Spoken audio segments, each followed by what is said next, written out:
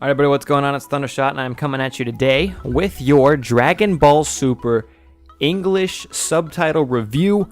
I was originally going to do I would have a section in this video where I did a pre-spoilers to where if you haven't seen it yet, I was going to give my review, and then I was going to do a post-spoilers to where if you had seen it, I was going to give my review. But it seemed a little iffy on what I was going to talk about for the pre-spoiler review, and on top of that, if you were able to watch this video right now, there is no reason that you shouldn't be able to watch Dragon Ball Super with subtitles right now. I'm not going to link it directly, but if you want to Google Kiss Anime, they have Dragon Ball Super. I think there was Dragon Ball Super with subtitles on Vimeo. You just had to remember to turn on the closed caption. There were a couple other websites of it.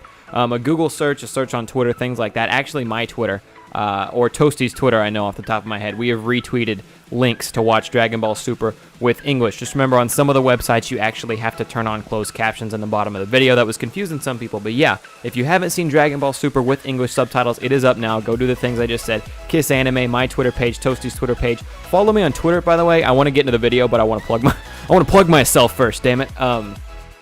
Follow me on Twitter because, like I said, I tweeted out Dragon Ball Super as soon as it had pretty much an English subtitled version. It was on my Twitter. So follow me on Twitter. I just hit 5,000 followers. I want to get to 10. That's my dream. Hashtag the dream, 10,000 Twitter followers.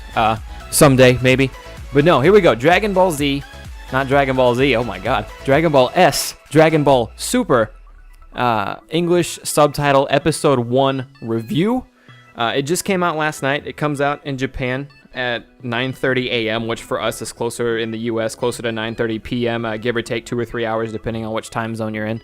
So it doesn't get it doesn't get subbed until a few hours later. It was actually like 1 a.m. for me before subtitle version came out. So expect these to all come out on Sunday, the following, because it's going to start coming out weekly on Saturdays. The following day, Sunday, is when I'll actually get to watch it, because I'm not staying up all night to see if maybe there will be a subtitled version out soon or not. That's just not my thing. So here we go.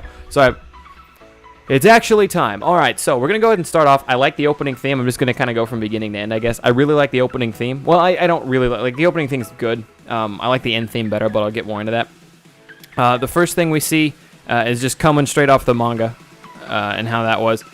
It's pretty much exactly 6 months after Goku beat Majin Buu.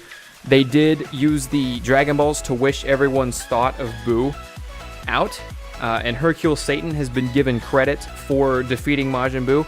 Now, something that we already knew, and I don't know off the top of my head if it was mentioned in the Z manga or if it's just something that came out of an interview Akira Toriyama did, but something we already knew is that Hercule Satan paid Goku and his family for the Cell and the Majin Buu fights.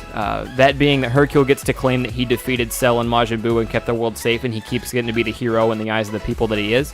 In exchange for Goku not really caring who gets to play the hero or who gets to be viewed as the hero, and Goku's family gets money.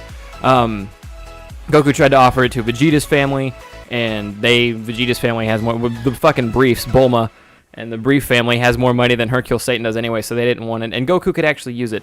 There's a couple things that I'm going to point out. This is a very, very lighthearted, anime and manga, and I think it's the beginning. It's if we look back at Z, right? Dragon Ball has always been lighthearted and funny, and I think that Super's doing a really good job of that so far, but then when it gets time to get serious, things are serious. Now, we didn't see anything too incredibly serious outside of Beerus in this first episode, but I like that. One thing a lot of people pointed out, Goten seems to be shorter, and I'll talk more about that later when we get to the Goten and Trunks section of it, but Goku starts out riding a tractor, which kind of bugs me, because he's plowing a field, he's getting a field ready to plant crops and stuff, and Goku could just like fly with the plow behind his hand and get the job done 40 times faster, but whatever. So Goku's plowing the field with the tractor. Goten comes out to bring him food. Goku make Goten drive the tractor, which same thing. Goten could drive around holding the plow and get the job done way quicker. So it's whatever. Maybe it's just Goku's like gotta work, and maybe Chi-Chi, I don't know, would just rather he be doing it the normal way, because Chi-Chi's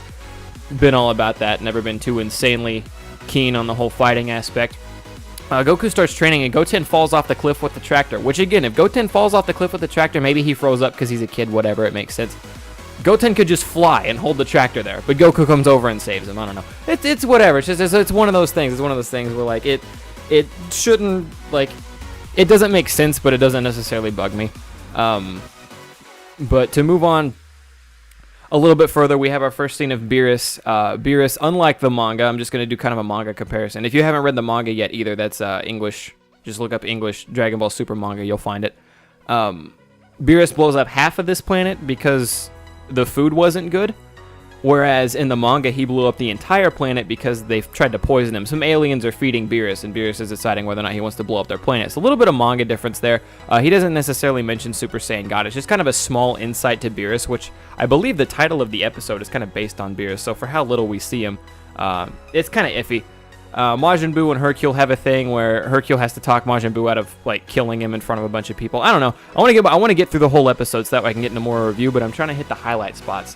This is one thing. It's more filler because it's not in the manga, but a wedding gift. Goten decides he wants to get a wedding gift for Videl because it would only be right, and he goes to Trunks, and him and Trunks decide that they're gonna go get Videl a wedding gift, and they end up deciding on water because they don't have a lot of money for anything, and they hear from this old guy that the hot springs near his house can make an old woman look young again, and it's just kind of like a play on words and then child misunderstanding and things like that. And I think it says a couple things about Goten and Trunks and what they're gonna try to be doing with this series, and I think what that is because of like Goten's look. Goten actually looks shorter than he did near the end of Z. At least to me, he looks more childlike, and Trunks is kind of following suit. He doesn't necessarily look as different as Goten did, but he's kind of following suit to that, and Trunks and Goten palling around. I think the direction that Akira's kind of going with this, at least as far as the children are concerned, is I don't know if he misses Dragon Ball and Goku and his childlike innocence. I don't know if maybe he felt like with the Majin Buu saga, Goten and Trunks didn't have enough of a chance to be shown off, really being kids, you know what I mean? So that's kind of what they're going through in this section is Goten and Trunks are just little kid problems. They come to find out that they think this water is like really, really, really special stuff, and they gift it to Videl, and Videl's happy to receive it regardless. I don't know. I kind of like it. I kind of like the lighthearted play style that they're going in with that. At first I was like, fuck this filler, whatever. But then, I don't know, the more I sat back and looked at it, I don't mind the direction by any means. Another thing where it's kind of like, meh, this giant snake thing comes out of the woods. Goten and Trunks have to beat the crap out of it, which they do easily, but there's times when it looks like maybe they might get bit, and I think that's just to play like the angle of the anime to make it look like it's suspenseful, when in reality, this snake is no trouble at all for them, and like we would all know that. Hercule Satan at the end of the show finally shows up to give Goku the money, like I mentioned earlier, and in exchange for Goku getting the money, it means he doesn't have to work on the tractor anymore. Chi-Chi can use the Zeni, and then at the end of the episode, Goku instant transmissions away to go to King Kai's planet. This King Kai planet thing, of course, setting up for Goku's training when Beerus first arrives in Battle of Gods. Before I get to that, I'm going to point out the funniest scene to me in the whole damn episode. Right after Goku gives Chi-Chi the 100 million Zeni or whatever, 100,000 Zeni, I forget what it is. 100 million Zeni. Right after he gives Chi-Chi the 100 million Zeni, Master Roshi comes running in. He's not by Kame house. He comes running into Goku's house, kicks the door in. He's like, Goku's got 100 million Zeni. Let's go buy porn. Like straight up, Roshi just straight up kicks the door and just yells like, let's go buy porn, Goku. And then Chi-Chi beats the crap out of him because he's already left for King Kai's planet. After the end of the episode, first of all, the outro theme. Outro theme is amazing. That's been my favorite part so far. Is the outro theme is really, really good. The visuals for it are kind of nice too.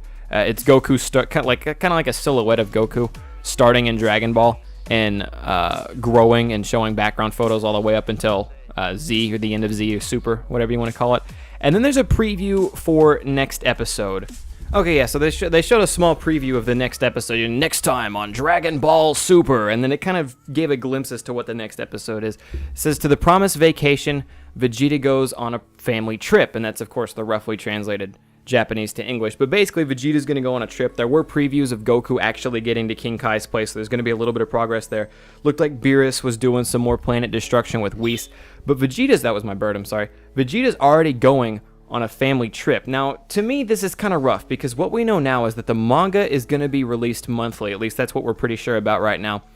But the anime is going to be released weekly. Well, the manga just came out a week or two ago, right? So it's going to be another 2 or 3 weeks before we get another manga part. So my question is like, how much Dragon Ball Super is going to be either filler or things that just happening that aren't really important? So best case scenario for this whole anime manga thing with the way that they're being released right now, the number one thing we can hope for is that every episode of the anime progress is being made, they're moving forward, story is being told, we're getting to important parts, we're looking at badass fights, things like that. And then hopefully the manga just kind of follows suit of the anime. That's like the best case scenario, is that the manga since it's getting released a lot later, is that the manga is just a month behind, and maybe since it's the manga and it's writing, it makes a little bit more progress than the anime. It cuts out things that don't really need to be in there. But best hopes is that the manga just stays behind the anime, since Akira's working on the anime and somebody else is working on the manga. His name escapes me off the top of my head right now. However, given that the first episode pretty much just covered exactly what was in the first chapter of the manga, what I'm really hoping doesn't happen is that we get an episode, and then we get 2 or 3 episodes of filler, and then the manga chapter comes out. So then we get another episode that actually moves forward, and that we see what happens, and then another 2 or 3 episodes of filler. They could mix the filler in with what is canon of the manga and things like that, and that would be kind of okay. But as a guy who really just typically doesn't appreciate filler in animes and things like that, like, there are certain arcs that can be good. For example, the World Tournament art on the Kai planet of Z was not a bad filler arc. There are things that can be okay in terms of arcs, but if it's going to be one of these, we get 1 good episode of Super, and then we get 3 episodes of, well, we find out Beerus is more of a bad guy, and he's still hanging out with Whis. We find out a little bit more about them that we already know from Battle of Gods. Vegeta's going on a family trip where he's angry the whole time, but Trunks and Bulma are having a good time.